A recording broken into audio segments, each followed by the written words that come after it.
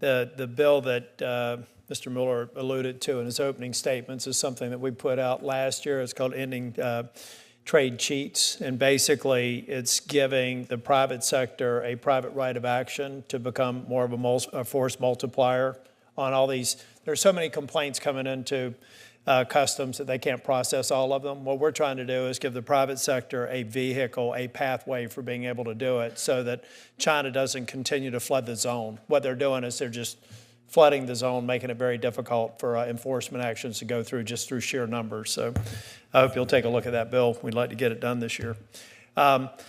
My question, and actually I want to go back to Mr. Mueller, to give you all an idea of just how egregious this situation is. The company that they're talking about in China has almost like a movie set reproduction of Charlotte Pipe's operations in downtown Charlotte. That is how egregious they are.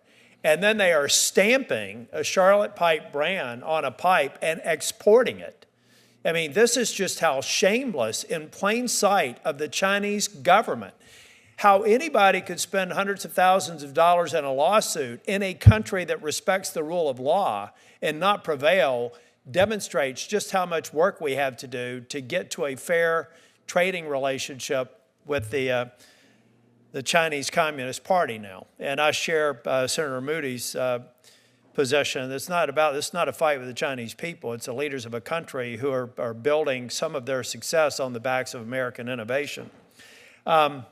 Mr. Boris, you mentioned that I think the faucet that was advertised, there were 2,000 units sold last month alone in the United States. So would you give me that statistic again of just how much in your testing unsafe substances were in that particular faucet? Yeah, thank you for the question. That faucet was one of the top 19 sellers that we identified through third-party data.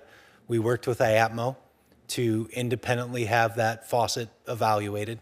That faucet came back failing drinking water standards with the one chemical I mentioned that is a safety standard for us. It failed at 591% of the legal standard.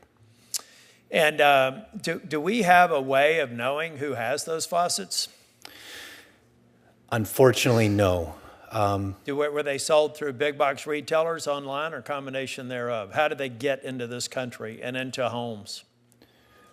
I would say that the vast majority or mostly are all sold through e-commerce platforms. Okay. Mr. Cohen, I'm trying to explain, I'm not an IP expert. I got involved in IP when we decided we had a problem here. I'm a business person. IP was a problem. That's how I got involved in IP. How would you or any of you describe why the average American should be concerned with this? How does this IP theft issue affect just the average citizen that's going to work every day and living their lives? How would you describe it, Mr. Cohen?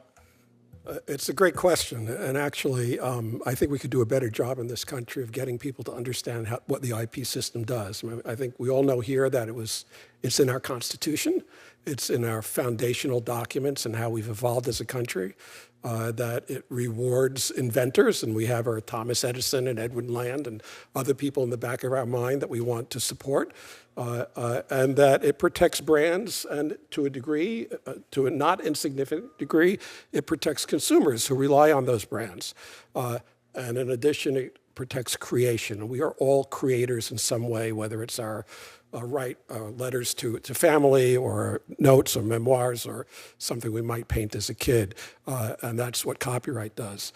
So it really steps into the void of stopping someone from illegally, willfully, perhaps criminally misappropriating something that you have created or invested in. And Mr. Mueller, what is the level of competition? How much of the market for Charlotte Pipe product do you think is being satisfied by these thieves and global demand? Do you have any rough idea of how much of their product's being sold globally? It's hard to have visibility into the Chinese market, Senator. We know that we've done a fraction of business in China and really even in Asia. So our guess is that Yitai and others that are engaged in this activity have the lion's share of the Asian market. And to answer your question of China and the Asian market, Yeah. because you would think the Charlotte Pipe brand would be a brand that, particularly in the broader Asian market, is a brand that's known. I mean, you're a world leader there. In China, I guess you could go either way, whether or not the Charlotte Pipe brand would matter to the Chinese government. They can tell people what pipes to put in whatever buildings they're building there. But I think it'd be interesting if we can get any more information about the revenue theft there. Yeah. It would be helpful if we could get some feedback from that. The same for you, Mr. Boris. Well, in Singapore, Senator, in their filing, Yitai did say they did $364,000 in revenue in Singapore in 1 year, the year they filed our trademark. So that's a significant. And what's the current status of the case in the Chinese courts? It's on appeal, and we have not heard back from the Chinese court. And we were. So the court ruled in your favor? No, they ruled in. The adjudication board ruled in the Chinese favor. We appealed to the Beijing People's High Court. That's where the appeal sits unresolved. What kind of a kangaroo court would look at the facts of that case and rule that way? Oh, I'm sorry, I poisoned the well with the answer in it. That's a leading question, Senator. But here's the we did also challenge it in Singapore. Yitai filed in Singapore. And we were successful. Initially, we were unsuccessful, but on appeal, we did recover our brand identity in Singapore. So they are not allowed to go to market. So the facts of the case are there. We have the winning facts. But to your question, why the Chinese Beijing People's High Court won't see it our way? Because Beijing told them so. Senator Schiff. Thank you, Mr. Chairman. And Senator Coons, we were